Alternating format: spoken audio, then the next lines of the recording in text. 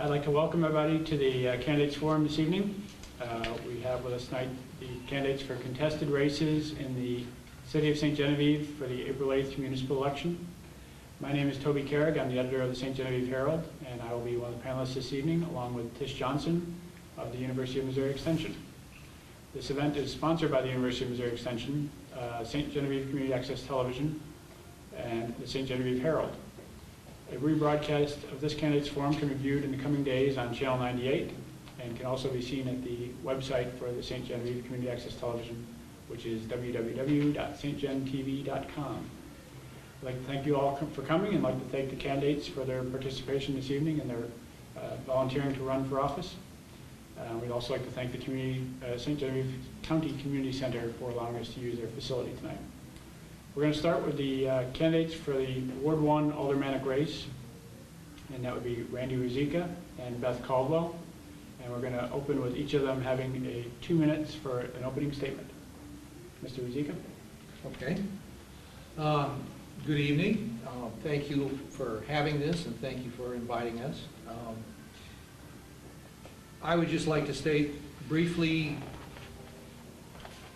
that I've been in this community since 2006, fell in love with it, never want to leave, just absolutely love St. Genevieve.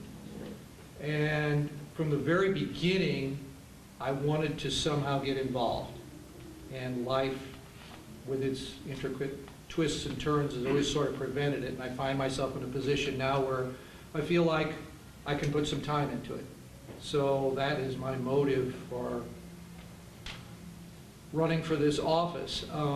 Also, I see some things that obviously need attention. I don't think any of them are a secret to anyone. And not that I profess to have all the answers, but I would certainly like to be at least a part of the solution.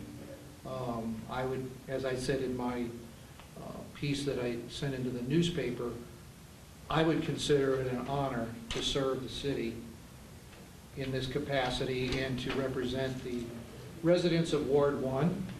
And that's pretty much it, you know, as far as my opening statement. So I'll just leave it at that. Ms. Caldwell?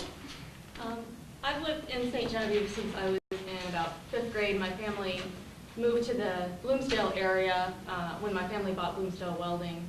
And I've lived here ever since, with the exception of just a few years that I moved away to Arizona, met my husband. We moved back about 5 years ago because we wanted to raise our son in a town like St. Genevieve. We just love it here.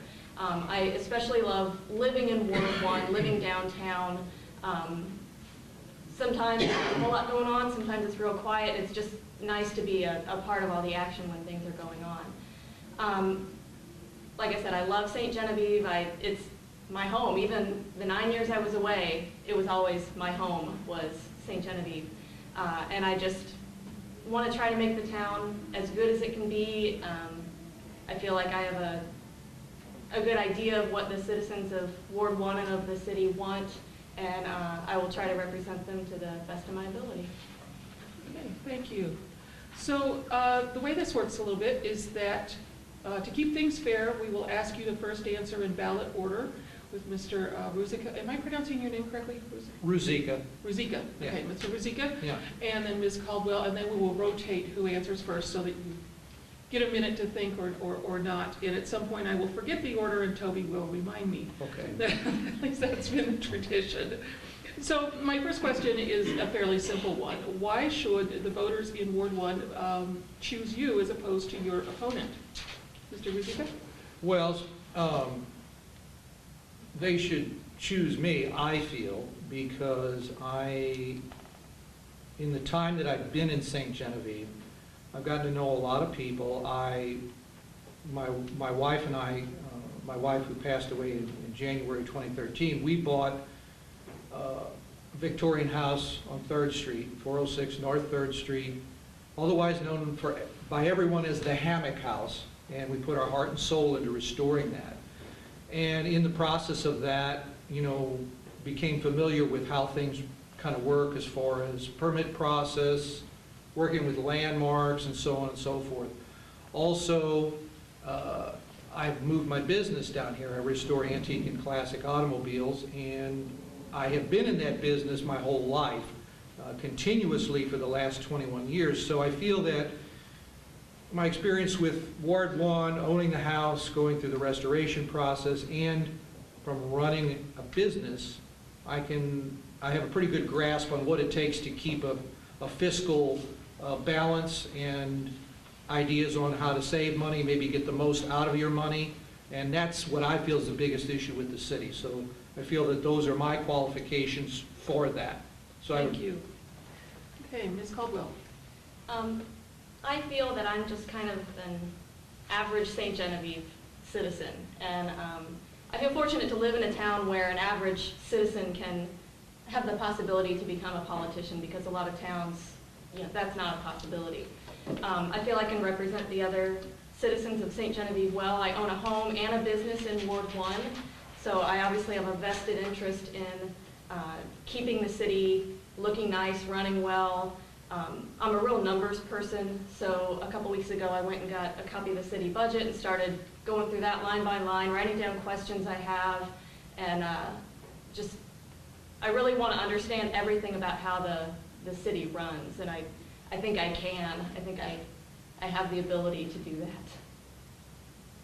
Thank you. Toby? Let me ask you, what would be the first item that you would want to accomplish as an alderman? What would be kind of that first priority that you'd want to go in and work on? Ms. Caldwell. Everybody right now is talking about the streets and sidewalks and the potholes, how bad they are after the winter, and I think that's something that needs to be addressed very quickly so our streets don't deteriorate further than what they already are. Already this morning I looked out my upstairs window and saw a new pothole in front of my house. So there are lots of streets in this town that really need some help, and I think that needs to become a priority. We need to figure out how we're going to get the money for that, whether it's going to be a new tax. Nobody likes new taxes, but something like that may have to be done, or how exactly we're going to get the money to fund all the street repairs. Until I started going to alderman meetings a few years ago, I had no idea how much it costs to pave a street and do it right and do it well. And it's just incredible the amount of money that it's going to take to fix all our streets and our sidewalks, and the damage that's been done to our sidewalks in this town as well. Okay. Mr. Ruzicka? I would agree with what Beth said, to the extent that I think the streets in particular are a very high priority. And again, it is a financial issue, and I've been attending the meetings regularly, and I listen to the discussions about, the city is really in a bad way as far as money goes, and if they had it, they could spend millions trying to fix the streets, but they don't have it. So definitely all avenues need to be explored regarding where to come up with the money. I feel that an increased tax on the citizens would be a bad idea, because their households have financial difficulties as it is. So we need to explore more ways of broadening the tax base without increasing the taxes on people that are already paying it. Okay. How do you plan to communicate with the people in your ward? Okay. Well, as I've been campaigning, I know a great deal of those people, and most of them have my phone number, and as I've been campaigning, I've been giving out cards with my phone number on it, and it would be my desire to be very, very accessible. I realize the phone numbers, if a person gets elected, is published, but my goal would be to be around the people as much as possible, even though I work a lot of hours.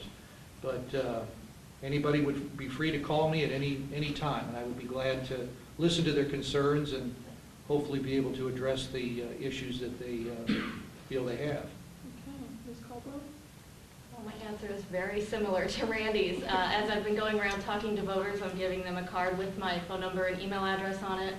I'm in the phone book.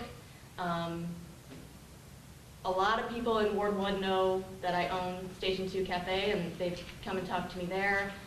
Anyone is free to knock on my door, call me, email me, anytime that they would like to. The election here will replace Shauna Zerwig, who is the board's liaison to the Historic Preservation and Landmarks Commission. The mayor currently has a committee that is looking at some possible changes for Landmarks Commission. If he asked your advice on what to do about landmarks, what would you tell him? Start with Beth. Oh, boy, this is such Yeah, a hot that's a small topic. topic, isn't Yeah, it? yeah. I think that, I don't know that the boundaries of the historic district need to be changed, but maybe there needs to be some leniency with some buildings that are not considered to be historic. If there was a building built in 1980, I don't think it should be held to the same standards as the Bolick House, for example, or a building built around 1900, or a house like Randy or I live in. We live in older houses. There definitely needs to be more consistency with landmarks and the planning and zoning administrator, planning and zoning committee about what's okay, because it seems lately that something is okay for one person and not okay for another, but there's no real validity to the reason that it may be okay or not for someone. So I think there just needs to be consistency being enforced with the guidelines, and you know, it's all about keeping up with modern times, but still preserving our historic integrity in St. Genevieve. I think there's going to be a way to find a good balance between the two. Hey, Mr. Zika. Okay, I feel that landmarks is definitely something that's needed. There have been some interesting changes over the years. When I first moved here, we stood in City Hall, my wife and I, and the powers that be pointed to the map and they said, "You're not in the historic district. The historic district stops at the North Gabori Creek. You're just on the other side. So you need a permit if you want to do something, but you don't have to worry about it." We went like that for a few years, and then there were some changes, and then all of a sudden, I went in for a permit, and, "Oh, you're in the historic district." Really? Nobody told me. So, but I went along with it, and in all fairness, landmarks has always been fine to me, respectful. I personally have never had an issue with them, but I know other people have.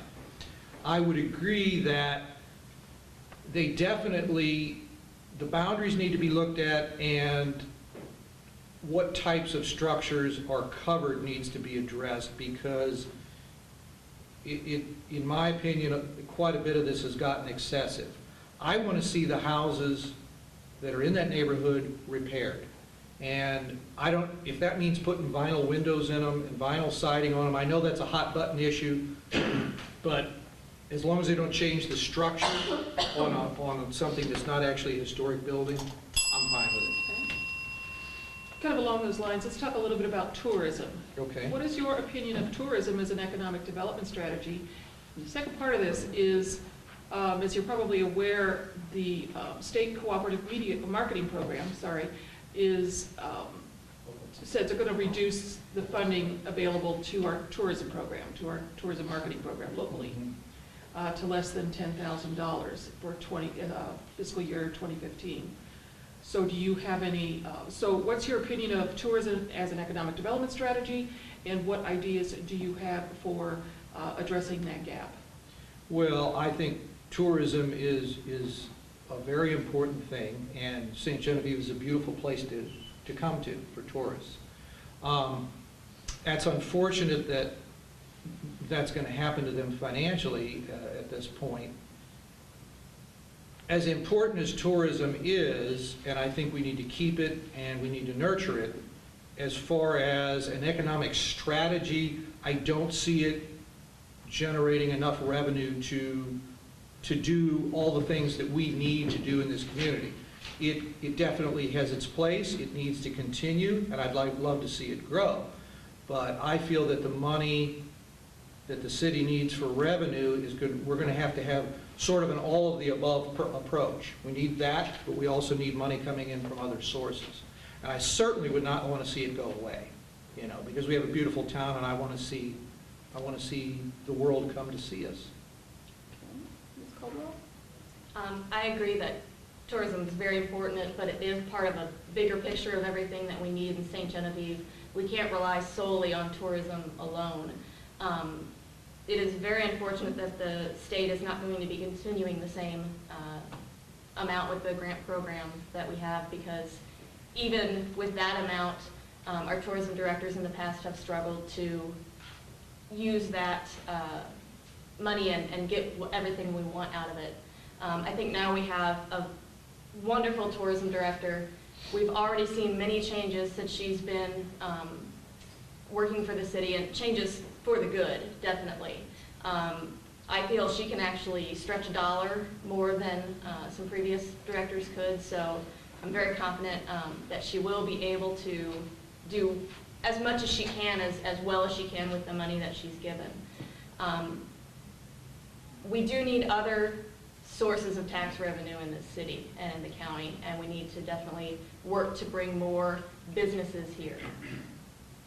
Okay, so I'm going to ask a follow-up then. You both mentioned we need other sources of tax revenue. So the question is, as in? We need to make it easy for businesses of any size to come to our city and make a home here.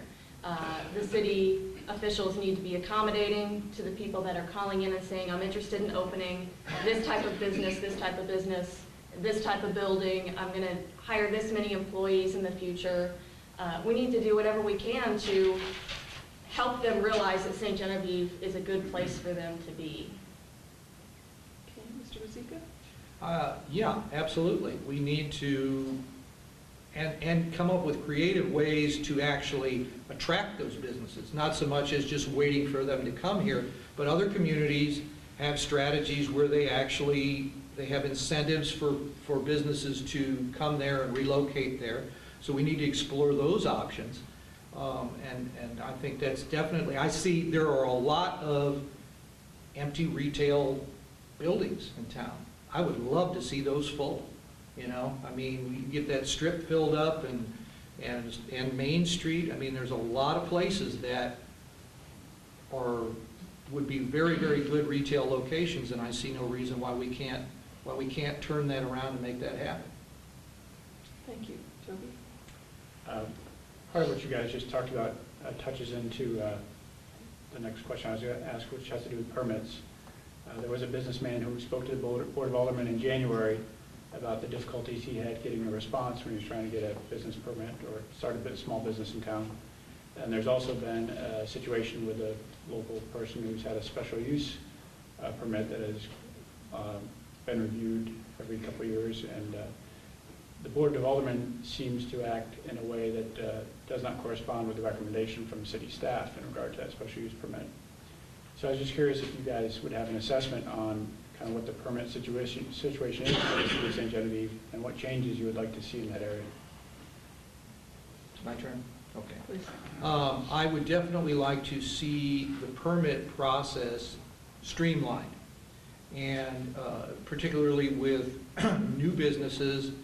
As an example, the city of St. Louis has an Office of Business Development or something. I don't remember the exact title, but there's a person there that has everything laid out for a prospective business, and they walk them through everything they need to do, and they're on top of it. I had a business in St. Louis, and when I went in there,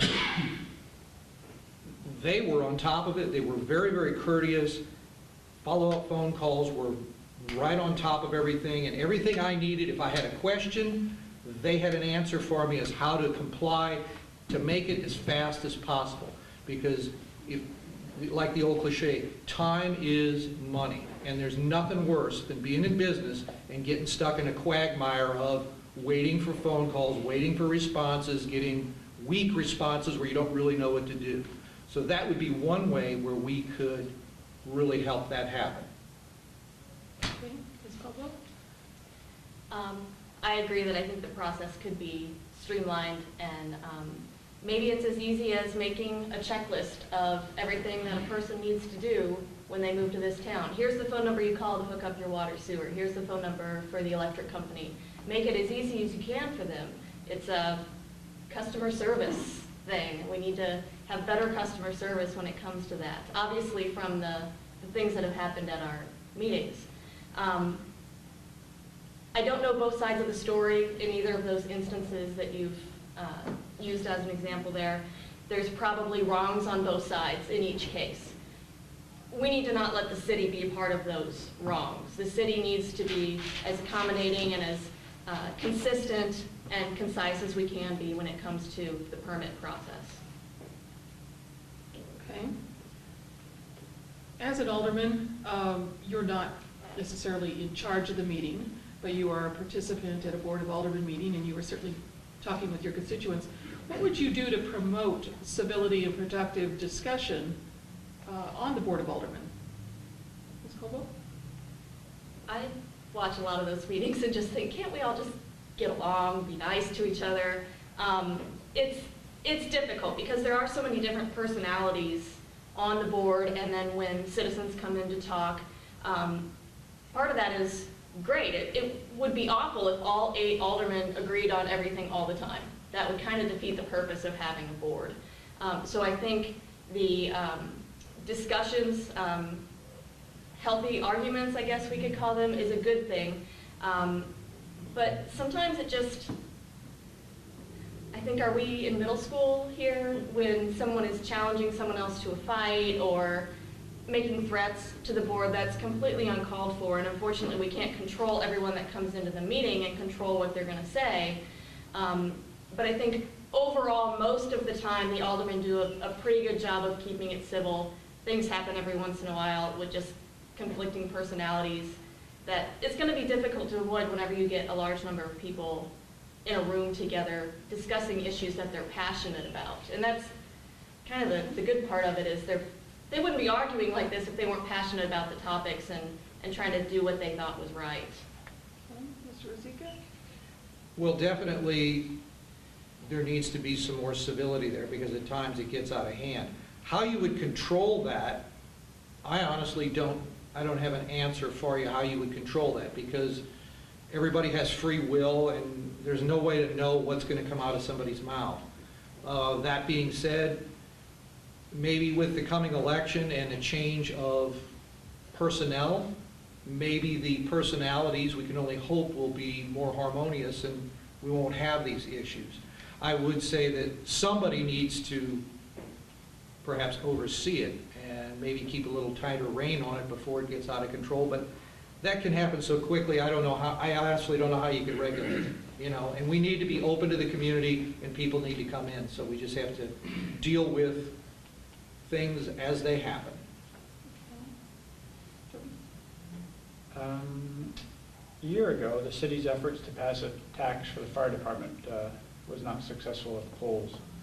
What approach would you take in terms of supporting either the current maintenance plan for fire trucks or purchasing new fire trucks? What kind of approach would you take for that? Well, I'm glad you asked that, because I'm on the mayor's committee to review that. So we've been meeting for quite a few months now.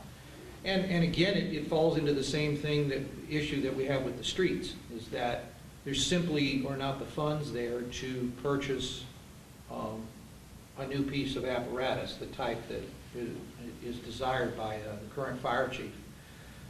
That being said, I was a proponent of repairing the existing engine. The fire department is adamant about not doing that. So the last meeting we had, we looked at buying a newer used one, which I'm okay with that if the city can come up with the funds to do it. And then it has to be put on a replacement schedule. But that's another thing where, again, we have to figure out a way that down the line we can pay for these things. I don't feel that levying a tax on the citizens for this piece of equipment is the right thing to do. It has to figure out another way to pay for it. It was made pretty obvious from the polls that year that the citizens did not want another tax to support this new fire truck. I was disappointed at the time because I thought, if my house is burning down, who else is going to run in and save me? Our fire department, our police officers, our first responders, Obviously, I'm a big supporter of all of them, and, but that's in the past. It didn't pass. We need to figure out something else that's going to work for us to either repair the equipment we have and make it safe for the firemen to work on, or to get a new piece of equipment or a new used piece of equipment, whatever we need to do to make them safe when they go to help the people in trouble. Okay, thank you. If elected, what changes would you propose for city services or city law enforcement? Sorry, I'm not being very loud. Changes that you might propose for city services or city law enforcement. What changes? What changes would you propose, if any? I don't know. I think our law enforcement does a very good job with what they do. I'm a big supporter of them, and I think they do a very good job with what they have to work with, staying in their budget. I'm sure like any department, you could find people who maybe make a complaint about them, but personally I don't, and I don't see that anything really needs to be done there. As far as city services go, are you talking, you're referring to like street department and street water and all that? Well, I think all those things need to be looked at. I don't think anybody's doing a bad job per se, but I feel like it always needs to be examined to find out if there are more efficient ways to achieve the same things that we have, and that goes back to the budgetary issues.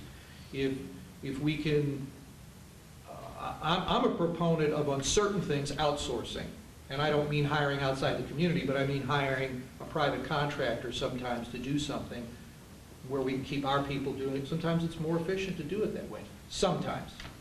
Okay, Ms. Caldwell? I agree with Randy in that our city departments, our city services all do a great job. Nobody's perfect, so there's obviously going to be room for improvement in any department. It's a business. Every business has room for improvement. Every time I turn on my faucet and I have clean water come out, I just, we take it for granted. It's something that's so simple.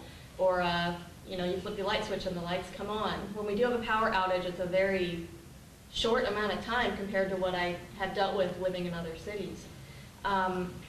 I think they do a really great job. I went down and Dave Pinkley showed me around the street department building, and I saw, really I had no idea with how much they're responsible for and how few employees they have, and they really do a great job with the limited resources that they have. There are a lot of issues and needs for the city, but one thing I want to ask you about that seems to be a popular item among people is the city park, particularly with the closing, well, the final action for the pool recently. Do you have any projects in mind to either improve the current facilities or add any new items to the city's parks? And I'll start with that. Everybody's still so stuck on the pool thing, and I'm not sure if people think that we're going to dig another pool out there. I don't think that's something that's feasible. I know the tennis courts need a lot of work, but again, the money is just not there. I've heard some numbers on what it would take to really repair those tennis courts, and you do that in a couple years later because of the train tracks right there, it's going to be looking like it is now again. We have a beautiful city park. I love that there's such a big open space for kids to go run around. It's a safe environment. I'm not really sure of what else could be added there. Well, again, we go back to the budgetary issues. With the money at hand, I don't foresee that there could be really much of anything done other than general maintenance, and that's a struggle. So, again, unless we can figure out a way to generate more revenue, I think it'd be great if we could have the pool open again and if we could do all these things. But realistically, at this point, we have to do some serious revenue generation to take on any new projects, much less maintain what we have. Okay. You've both talked about revenue generation. You've talked about not wanting to raise taxes. What about budget cuts? Are there any budget cuts that you would recommend or that you would at least like to see discussed? From my take, from attending the meetings, we run a pretty tight ship as it is. There was, over the years, there's been all sorts of things floated, cut the TV station, cut the tourism department, whatever. If you cut all the things that people say are non-essential, it still wouldn't be enough to pave one street. So I don't think cutting that, not that stuff doesn't need to be reviewed. It should be reviewed, and if there is something, fine. But I don't think you're going to find some smoking gun. I probably shouldn't use that word, but you're not going to find any one thing and go, aha, if we get rid of this, why, all our problems are over. I don't think that's going to happen. Again, we need to make more, have more coming in, is what I'm getting at. Ms. Caldwell? I agree, the budget's very lean. There is not much room to cut anywhere. At one point, it was suggested to cut each department by 2%, so you'd have some money for streets. But again, that's not enough money to do, that would have maybe done Portis Street. It's not making enough of a difference to the city to do a project, but it would make a big difference to the people that you're cutting their salaries or cutting their benefits. It would really impact them. Again, we just need to try to figure out some ways to generate some more revenue. Toby? My last question would be to ask you if you feel there are any conflicts that you need to disclose to the voters, and also how you feel your schedule would impact and allowing you time to carry out your duties if elected. Any conflicts as far as something personal or business-wise, Yeah. or? Yes, either case again. Okay. Not that I can think of. Does anyone know of anything? Because you can tell me now. I'm sorry, what was the second part of that schedule, question? how your work schedule or other schedule would impact your ability to carry out your duties. Okay. I do work a lot, but I work in Ward 1. I work in the city. And again, my phone number's out there. It's in the book. I have email. I have a restaurant at home that people can just come knock on the door of my house, walk in my restaurant, talk to me anytime they feel they would need to. My evenings are free, so that's good for the meeting since the cafe's only open till 4. I would be free any evening to do anything or meet with anyone or attend work sessions or whatever else would need to be done. Mr. Ruzicka? I'm not aware of any conflicts I have. I do work a lot of hours, but again, I'm very accessible. My phone number's out there. People know where I live. Most people know where my business is. And again, I'm within the city limits pretty much all the time, unless I leave my business for an errand or something. I'm generally 3 minutes away, so it's not an issue. You just make time for the things you need to do. Okay. Why don't we move on to your closing statements? This is your opportunity to underscore any particular points you would like the voters to remember, or if there's something that you wanted to say and didn't feel like you got a chance to say that. This is your time to do that. So we'll have 1 minute for that, and Mr. Ruzicka, we'll start with you. Okay. As I said in my opening statement, I would consider it an honor to represent the residents of Ward 1. It's a wonderful, warm community, great people. I want to give something back. So, and I feel that my experience in running a business my whole life, and also being a resident of that ward, and my experience with rehabbing that house and getting to know my neighbors and everything else would make me, it's a good fit. It's something I think I could do a good job at. So I would be honored if the voters would choose me. Ms. Caldwell? Again, I live and work in Ward 1. I just would really appreciate the opportunity to work for this wonderful city, what I call my city, my town. Again, like I said in my opening, I kind of think of myself as an average St. Genevieve citizen and hope to be able to represent the other average citizens really well, and I think I can do that, and I would appreciate your vote. All right, thank you both very much. Can we thank our candidates? Thank you both. The citizens of Ward 1 have a difficult choice there. Now we have the candidates for Ward 4. Actually, 2 of the 3 candidates are with us tonight. Bob Wortman is not here with us this evening, but we have Joe Prince and Mike Follert, and that is the order on the ballot. So Mr. Prince will be able to go first with a 2-minute opening statement. Up to 2 minutes. You don't have to use the whole 2 minutes. I just wanted to say I've been involved with the city government through planning and zoning for quite a few years now. Prior to that, I worked at the Sheriff's Department for 9 years. Prior to that, I was at the Catholic Church for a while. So it's always been a goal of mine to try to give back to the community in whatever I do. I did mention in the newspaper about the auto racing and stuff. Over the years, we've had as many as 24 to 26 drivers at one time competing up there. They weren't getting any coverage in the newspaper. So I took that over in 8th grade and was doing that. I've been doing it since. Just a little way of getting St. Genevieve some recognition, our drivers some recognition. Took care of sponsoring a St. Genevieve night at the racetrack for a few years there, which no other city has ever done. And it was pretty successful, but for one reason or another, scheduling and all that, we discontinued it.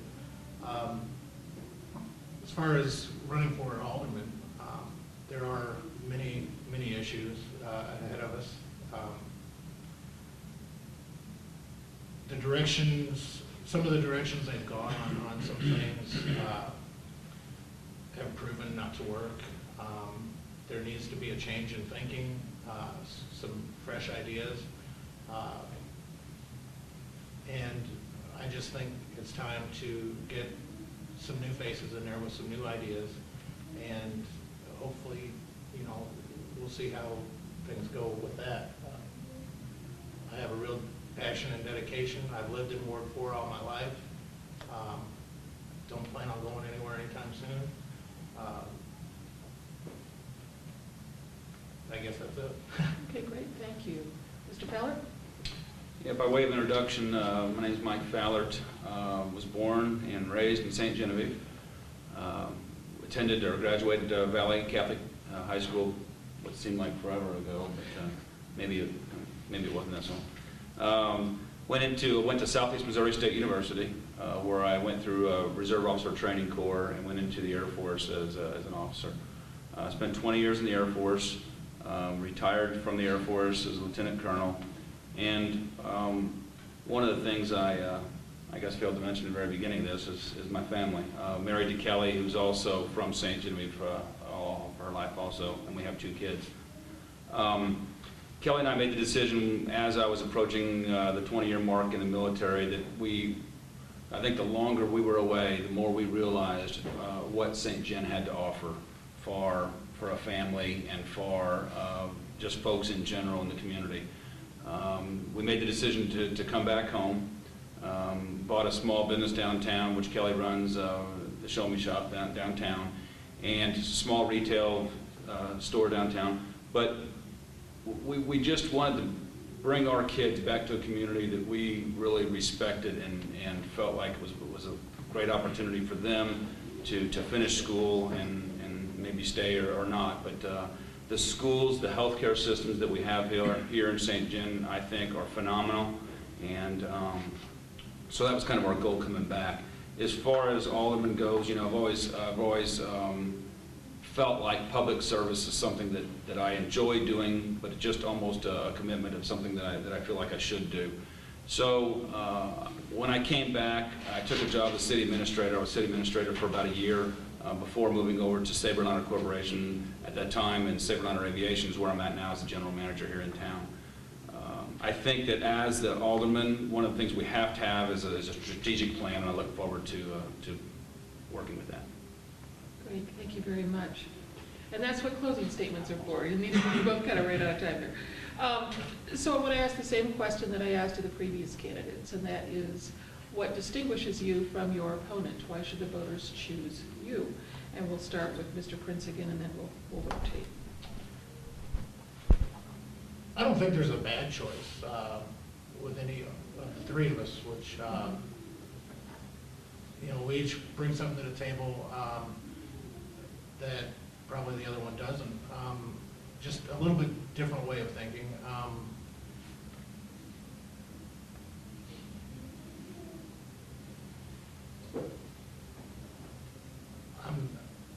People should, I guess, I don't know how to say it, but just people should pick me because I am dedicated. I have the time to devote to it. I've been going to the meetings regularly. Haven't missed any this year. Same with planning and zoning. We just, I guess I would just be very accessible and a good person to do the job and to listen to people's needs. Okay, thank you. Mr. Fowler? I'm not sure, what qualifies me more than Joe. So I'm not sure I can go down that path. Neither one of you want Or that. well, thank you. But the voters got to choose. Thank you. But the fact of the matter is that I have been involved in quite a bit. My 1 year as city administrator was like drinking from a fire hose, but I did learn a lot. There are several things that, from utilities to revenue to budget, et cetera, that I do have experience with in the city. I've been on several committees, the Strategic Planning Committee for the city. I'm currently the president of the Chamber of Commerce, Tourism. So I feel like I've got my hands in quite a few committees or experience in this case, again, with the city administrator that would qualify me for the position. I'll lead off kind of the same question as last time also is, what's that main item, that first item that you'd like to accomplish as an alderman? Mr. Fowler? I think one of the first things that I want to do is either A, get familiar with the strategic plan, or if there isn't one, find out why not and get one going. Like any business, a city government has got to have an idea of where they're going. You can't be reactive, you have to be proactive. There's got to be some sort of plan in place, and it's up to the Board of Aldermen to decide collectively how you're going to move forward to set those goals and achieve those goals. You got to follow that plan, that strategic plan. What do we want to be in a year, following the budget? Where do we want to be in 5 years? Where do we want to be in 10 or 15 years? And if you don't do that, you find yourself being reactive again instead of proactive, and you're going to be right 15 years from now where you are today. Okay, great. Thank you very much. Actually, Joe has something. Sorry. See, I knew this would happen at least once. Always happens at least once. What was the question again exactly? What would be the first item that Okay. you would accomplish? The first item, it's hard to really pick just one. We do have, like the other two candidates said, issues with streets, and that is like number one priority. Number two would be getting some economic development in here. We need to do something with that industrial park. It's been sitting vacant way too long. We had an economic development director at one time. The city, I believe it was a shared expense with the county at the time. The city backed away and said we can't afford to have that anymore. But at what expense? Then a few years later, they can afford to hire a tourism director and pay the full thing. Now, I'm not against tourism. We need it. It's definitely something that's needed. But I believe that money, if they would have stuck with the economic development, the money that would have been generated off of that, if they would have stuck with it, could have financed or paid for the tourism part of it. Thank you. And I apologize for interrupting you earlier. That's fine. I get into listening. So let's talk a little bit about economic development. The days of attracting the big factory are no more. So what are your ideas for economic development for the city of St. Genevieve? As far as any specific ideas, I'm open to people that are a lot more knowledgeable about it than I am. All I know is the direction that our city has been taking is not working. In 2007, I went to work for a major telecommunications company. At the time, the instructor, when I had to go through training, he looked at me and says, "Oh, you're from St. Genevieve." He said, 4 or 5 years ago, before we located here, we contacted St. Genevieve. We were going to locate there. That's where we wanted to be. They tried for 3 months, could not get a return phone call from City Hall. We're talking 400 to 600 jobs. And they could not get any cooperation through City Hall. They called Farmington. Farmington gave them one of their incubator buildings, and they're still there, employing 400 to 600 people. Why is St. Genevieve missing out on that? Why is St. Genevieve missing out on all these other businesses that try to come to town, and they're met with opposition, and they find it easier to go somewhere else? So we need to take a look at that and start there. Mr. Fallon? Right, it's all economic development and revenue. There are several incentive-type programs that are either out there or can be established. You have to understand and maybe try to implement some of those. Whether, like out here in Progress Parkway, whether it's a TIF district, there's buildings downtown sitting empty. You have to find some sort of incentives and market it. You can't just put something in place and not market it. You wouldn't do that. You wouldn't build a business that way. You wouldn't put something in place and then let it just sit there and hope that somebody finds it. You have to look at your ordinances and your current structure. Is there a reason why they weren't being contacted? Were the right people able to be contacted? So, are your planning and zoning laws, current ordinances, such that they are not attractive? Are they too cumbersome? What's the problem with the planning and zoning ordinance laws, if there is a problem with them at all? But your aldermen need to be familiar enough with those to understand if there's a problem. If a business was trying to come in here and turned and left for some reason, why'd they leave? You gotta take it and follow up with it. Thank you. Let me ask you about one of those economic tools. There was a TIF that was put into place for the downtown area last year or the year before. And during the discussions to establish that TIF, there was discussion that businesses on Highway 61 and even on Center Drive, Highway 32, were interested in an expansion or perhaps another TIF for that area. I would just ask you if you would support expanding something like a TIF for that area of town, and why or why not? It's my turn. Yeah. I'm always in favor of, again, like I mentioned in the previous question, incentives. Okay, whether it's tax breaks, whatever the case may be. However, you have to take so much into consideration. How if you're establishing another TIF, whether it's at down 61 or wherever, if you're looking to establish a TIF district, you really have to look at what the current tax income is in that district and how it's going to affect the residents, the school districts, and your ambulance service and everybody else. If we establish a TIF and you're in this area, what effects is it going to have within that area, besides possibly generating money and bringing more business or incentive to town? So it can be very complicated. So it's not a yes every time a TIF's the right thing to do. You have to take so much into consideration, including the current tax base. And I agree with everything he just said, and there's just so much involved with creating a TIF district. I think one of the priorities is the area has to be deemed blighted, and some areas just don't qualify for that, and people don't understand that. So they may want their area to be included to get the benefits from it, but if it's not a blighted area, you just can't do it. And there's all kinds of things, and whether it's the city's responsibility to communicate that a little bit better so that people aren't upset because of this going on and this going on. There just needs to be better communication all around so that people know what's going on. People think that everything is happening behind closed doors. Meetings are open, everybody can go to them. So I think overall with everything, that Mike said, just better communication with everything, and better education. Educate the people on what we can and can't do, and what we're planning on doing or looking at doing, and why or why not we didn't do it. If we had a question last night in St. Mary that I really liked. What do you think the voters think are the major issues facing the city of St. Genevieve?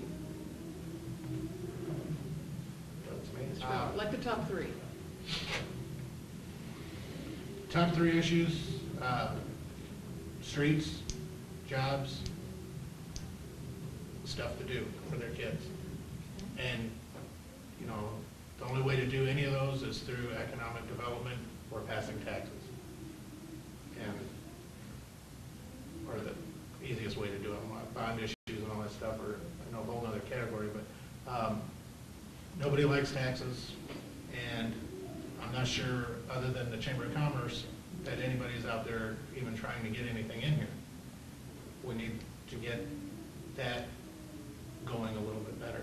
And I believe if we can get that infrastructure going, or the business going, and bring more in if we can, all the other stuff will fall into place. Okay, Mr. Fowler? I think Joe really hit those three on the head. I really do. So many times I hear folks, whether it's at work or on the street or whatever the case may be, say, well, why would I come to St. Gen when I can drive 30 miles one way or another and have more to do, so much more to do? So something to do for the youth has definitely been an issue ever since we were growing up, I think. We had a theater, and the movie theater went away, and you try this and you try that, so that's definitely an issue. One of the things that I think folks need to remember, and Beth mentioned that some things you take for granted, or it's the city's responsibility to provide. There's almost a hierarchy of things, and sometimes when you have safe drinking water and sanitary sewers and a police and fire department that are great, sometimes the other stuff like streets floats to the top of the list, because in a hierarchy of needs, those are being taken care of, so we have to have something. And streets are an issue. They're on. So to answer your question, streets seem to be the top of that pyramid right now. But I think that's because some of the other things are being taken care of, and those other things cost a lot of money. A lot of money. Utilities are very expensive. So along that line. Thank you. I'll ask you gentlemen also about the fire department, if you have put any thought into that after the vote last year in terms of what you think needs to be done in order to get the fire department what it needs to do its job. I'll go back to my strategic plan. Without a plan, you're reactive, and I think that's where we find ourselves last year, and still with in this case, the ladder apparatus. The bond issue and building the facilities is several years back, but you can't continue to expect folks to take a tax and another tax and another tax to pay for things as the need arises.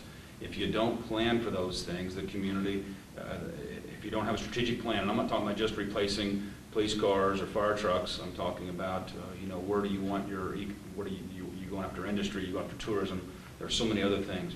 But your public service, like the fire truck in this case, I think one of the biggest issues probably with that, in that particular instance, is that there wasn't a sunset on it. It was a tax that was going to kind of last forever, but you have to have a plan for replacing your vehicles. Street, police, fire, whatever the case may be. If you don't have a plan and you're putting money aside, you're not budgeting for, you're not planning for it.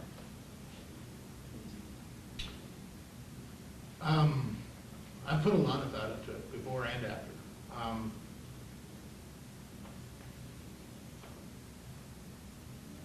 Going back on something that Beth had mentioned, our fire department is a great fire department. He's got some great people, makes a good chief. I didn't like the campaign that was run. I thought it was deceiving. There were a lot of untruth to what was being put out there. A lot of people don't understand that ladder truck is not a rescue vehicle. It never was. It is an aerial telesquirt. That is the name of it. It is a telesquirt. They shouldn't be doing rescues from it anyways. With that said, I don't have a problem with them getting something that they need, but do we need brand new? Do we have to go out and spend a ton of money just to have the newest stuff? We've got a lot of equipment there. Do we need all of it? Maybe we need to get rid of some of it in order to fund what we do need. But it's definitely something that needs to be looked at. What's your opinion of the Landmarks Commission and what, if anything, needs to happen there? I think the Landmarks Commission gets a bad rap sometimes. They have a tough job. They really do. Some of their decisions are borderline, I guess you would say. They could go one way or the other, and either way they're going to catch flack from it, from one side or the other. If they allow this person to do it and not this one, they're going to catch flack for it. They're trying to stay consistent. Now, on some of these buildings that are not of historical significance, and they're replacing, I'm just choosing a vinyl window for instance. If it's the same style, the same size, the same look, and from 30 feet away at the sidewalk, you can't tell if it's wood or plastic or vinyl or whatever, then it's fine. As long as they're not changing the structure of the building or the look of the building, it should be allowed. Landmarks is a tough job. I'm glad I'm on planning and zoning instead of landmarks. Would I change anything? Maybe define what their role is a little bit better. But as far as doing away with them or anything like that, no, they are very important to maintaining the integrity of our community. Yeah, no, and I completely agree. They have an incredibly tough job to do, and they are vitally important to the community. When you have a historic district, when you have a historic town, you've got to maintain and preserve that historical value. Matter of fact, it's of such importance that I don't know if people realize why there's a levy protecting our town. Isn't so much because of industry.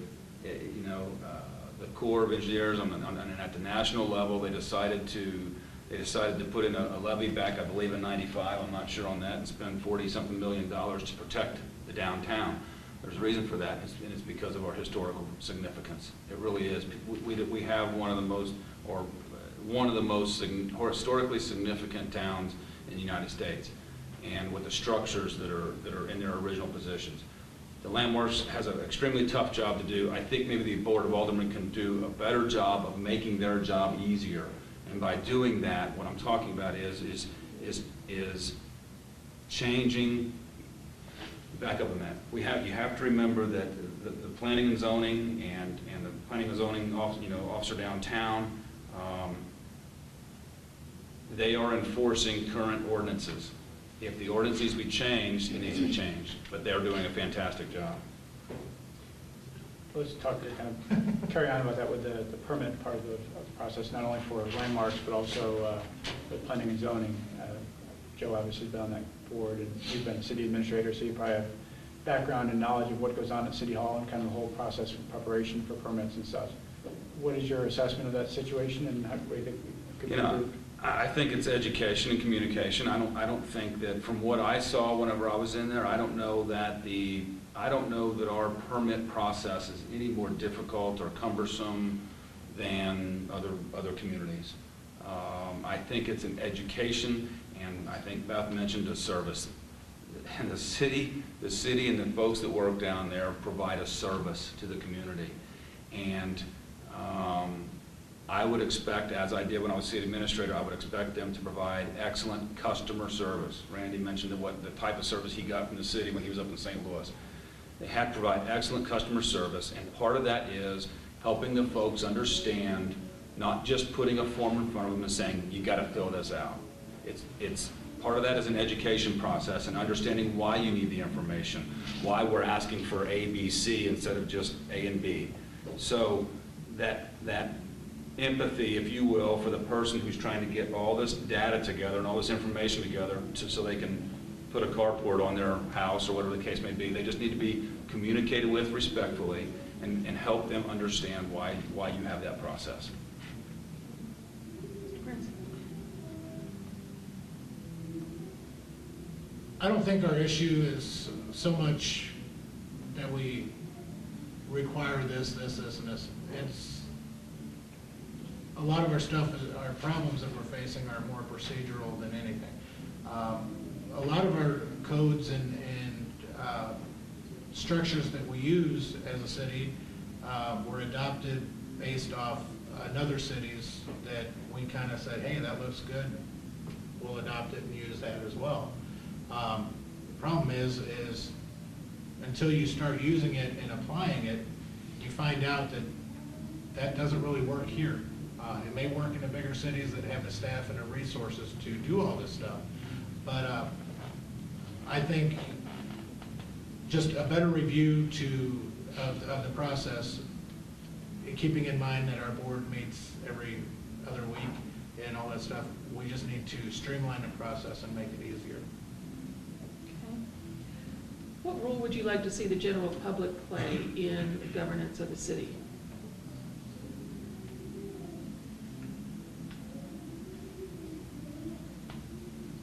I would like to see more of them get involved. There's a lot of people out there that will talk and talk, and they don't know the real story of what's going on. You know, the meetings are open. Do you have some specific ideas on how that could happen? Not really. They haven't, I mean, just ask them to get more involved. I mean, you can't make them come to the meetings. You just listen to what they have to say and try to bring their voice or what they talk to you to the meetings and represent them the best you can, but it ultimately relies back on them on taking involvement. Okay, thank you. Mr. Ballard? Yeah, a lot of, it's their city. It's the citizen city.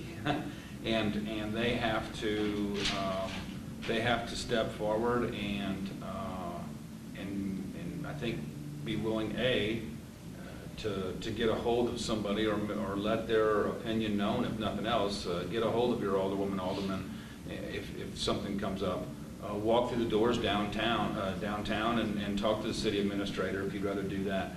But the other half to that is that the board of aldermen, the city staff, the mayor, the city administrator should all be on duty 24 hours a day. And what I mean by that is that you're stepping up for public service, and they need folks in the community to understand that they are available and willing to talk about things whenever the need arises. You mentioned an overall strategic plan for the city. Do you believe that strategic plan should include annexation? I believe that annexation and expansion needs to be considered. I don't know right now without sitting down and spending a lot of time understanding what direction it would go. You know, we're kind of obviously locked on the east side. Some people think that we're locked on the northwest side with large industry out that direction. I don't know that we necessarily are. I think it's something that the boundaries of our community have been what they've been with the exception of some minor adjustments, down 61 a little bit, but they've been what they've been for years. And I'm telling you, it's very difficult for a community to be economically viable if you're not looking at the potential for expanding. So I'm not going to sit here and say that yes, we should expand or no, we shouldn't without looking at it. But I'll tell you, you look at communities, Farmington, Perryville, and Perryville didn't start out by the highway. They grew out that direction. Mr. Prince? Same thing. You know, there's only a couple directions we can go.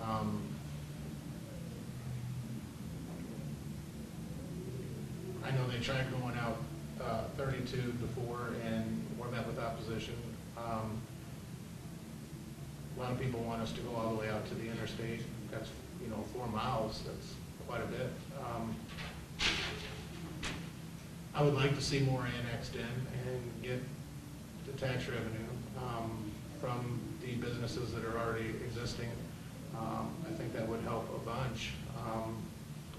But how to get it done, I'm not real sure. I know they've talked about it in the past, and it's never been done, so I'm in favor of it, but, how do we get there? What changes would you recommend to the county, or to the city budget? Any cuts, any, They're also stretched so thin. We don't want to cut police, of course. We don't want to cut the water department, or we will have brown water again. There's only so many, we've been cutting and cutting and cutting for years, and there's a lot of them just don't have any room left to cut. Do we need to tweak maybe and maybe cut out a little bit of extra stuff that some of them have? Like for instance, I'm just using this for an example, the police department, maybe we can't fund the, like the DARE department, or the DARE program, which is mostly funded through donations anyways. But just, we would need to go into each department and look at every little thing. But to say that the police department needs a cut, or this or that, right now they just say, well, you need to cut it by so much. We leave it up to that department to make those changes amongst themselves. Maybe the aldermen need to get a little bit more involved and take a line item, sit down with the chief, or sit down with the water department, or sit down with the street department and go through a little bit more. So I guess that's it. Yeah, I personally think that it's not realistic to go into a budget cycle and say every department's cutting by 10% this year, or by 20% this year. It's just not, in my philosophy, it's not the way to do it. I'm going to go back again to the hierarchy of needs, and what I mean by that is there are certain things that you must fund. You must supply the citizens with safe drinking water and with sanitary sewage, and that comes at a dear cost. One of the things, St. Genevieve was the only, back whenever I was came in, as I was coming in as city administrator, St. Genevieve was the only town in Missouri that received both a water and a sewer grant, federal grants that year, and so your utilities and emergency services have to come first. Okay, then you kind of go down the pecking order and you say, well, what's left? So you get through those and you say, yeah, we can do some streets, and you come up with your street budget, and eventually you get to your recreation. It's just, unfortunately, but that's the way I think it should fall out, because there are things that you cannot live without. So the budget cycle is very complex. Off the top of my head, I'm not going to pick something that I think can be expanded or cut. thank you.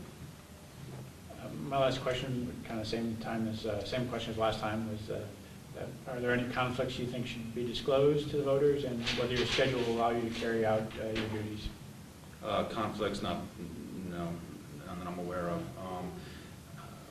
Schedule, yeah, I'm the general manager out at Saberliner Aviation out here in town. I'm very busy with that business.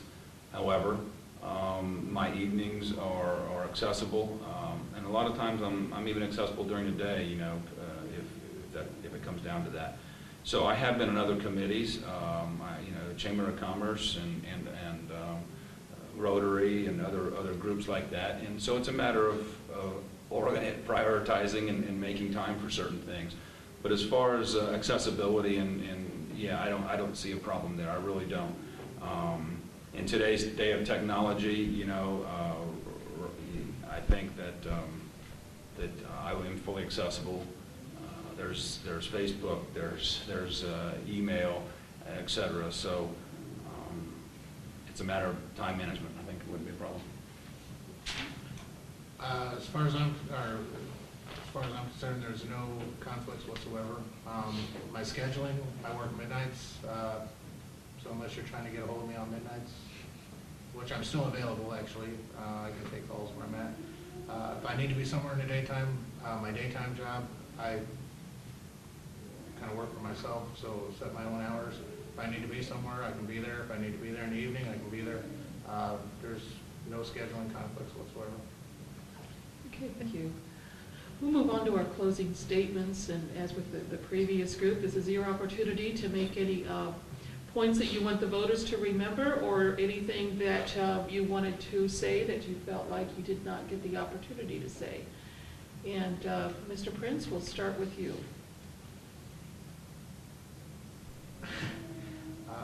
Just pretty much everything we've covered. I'll be out there. I'll work hard if elected. And, you know, I got so much to say. I don't know how to narrow it down into just one or into a short few seconds here. But I'm accessible. You can call me. You can call me before the election if you want to talk about stuff. I would guarantee I will be, if elected, I will be in there fighting for each and every one of you. Whether I agree with you or not, your concerns are important and they will be brought to the board's attention. Whether or not I agree with them, you know, I don't play games, so everybody will be taken seriously and everybody has a voice. Thank you. Mr. Fowler, closing statement? Well, first of all, I want to thank Toby and Tish both for setting this up and inviting us out. You know, whether it's Bob, Joe, or myself, I really believe that any of us will and can do a fine job replacing Linda, I guess, in Ward 4. It's that sense of public service, and I think that, can't speak for Bob, I think that you can tell that we both share that feeling. I will be dedicated to the position. I take it very seriously. I really respect and think that St. Genevieve has the opportunity to really grow. I honestly do. We got to find that niche, whether it's natural resources underground or historic resources downtown. You know, we've got to capitalize. We got to find it and capitalize on it and move out. As far as wanting to talk to me, you can find me on Facebook, Mike Fowler, Alderman. You can email me if you want to be more personal and ask me some questions at Mike Fowler Ward 4, the number 4 @gmail.com. And either way, no matter who is for, come out and vote in a couple weeks, April 8th, I believe, and that's the best thing everybody can do, is come out and vote. Thank you very much. Can we thank our candidates, please?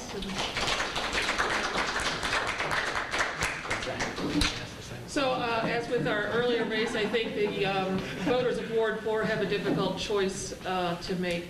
I think it speaks very well of our community that we have such outstanding candidates for all of our positions. Toby, you have some final thoughts? No?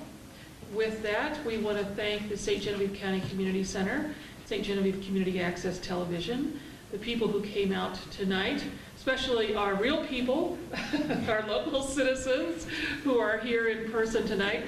The video will be available on stgentv.com in a day or so, Don, did you say? As soon as you can get it up. Well, get it loaded and get it cooperating. push the button, the internet does the rest. As soon as you can push the button, okay, that makes it even Barring faster. any of this, Barring any vicissitudes, as I think is what you said earlier.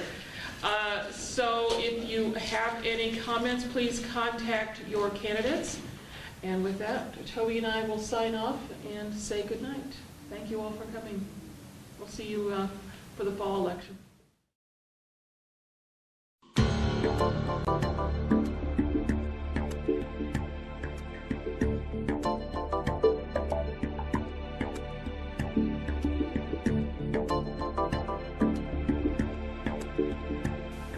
Channels 7 and 98 TV and web broadcasting are made possible through contributions and donations from viewers like you. Thank you for your support.